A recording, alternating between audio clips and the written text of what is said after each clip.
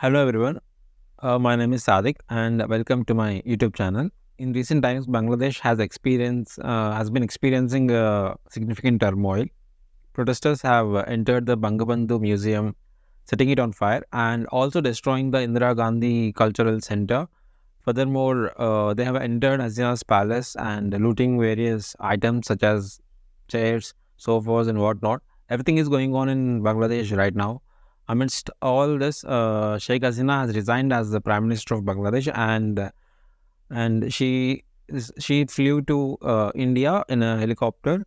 And Hasina's resignation came under pressure from army which gave her a 45-minute ultimatum to step down from her post.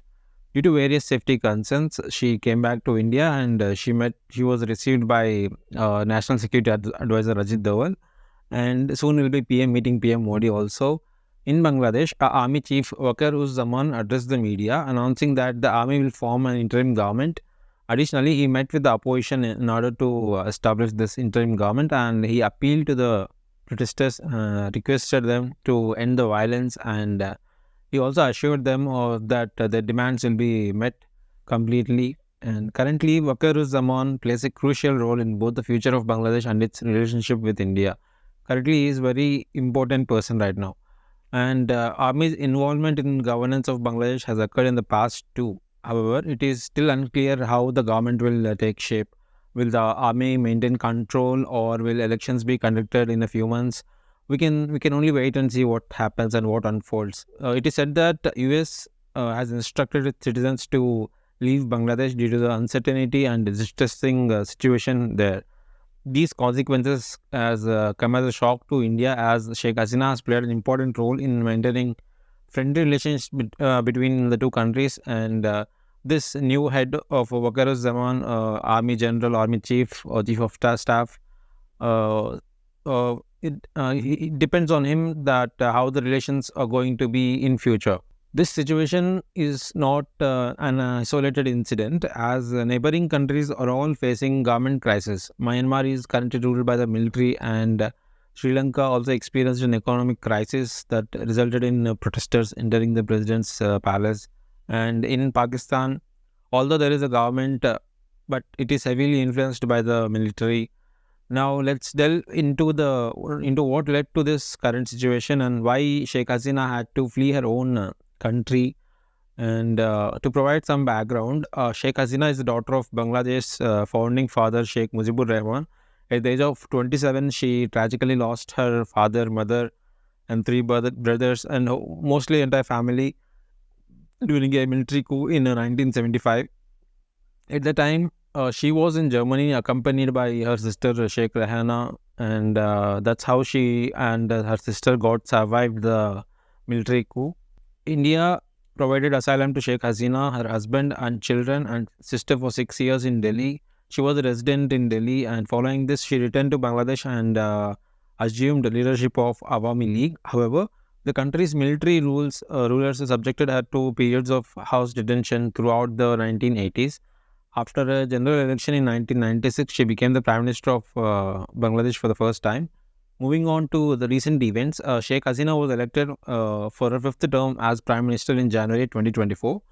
She had been in power for 15 consecutive years. In the last election, the opposition boycotted the vote, and the US also openly stated that the elections in Bangladesh were not free and fair. This gives the opposition in the country an opportunity to protest, albeit on a small scale. During this time, there were also reports that US was pressurizing Bangladesh for a military base for the creation of a separate country near Indian soil, but that didn't work out.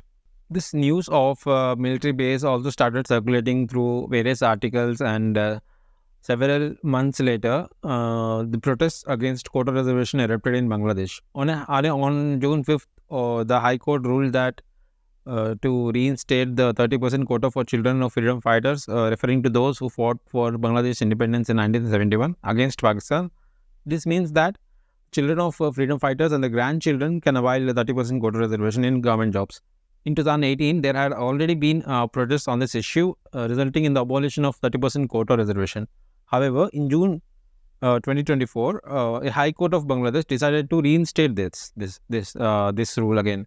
So this ruling sparked mass movements and widespread protests across the country, leading to unfortunate loss of lives of many youth facing police and military retaliation.